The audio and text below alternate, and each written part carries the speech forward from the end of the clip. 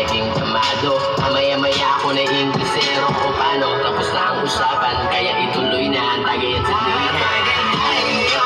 Tapos hindi pumunta sa malayo sa walang may pakinig. Malalagpasan mo rin ang lahat ng problema. Basta kalma ka lang, tumagi ka. Tapos hindi pa nakatagay tayo.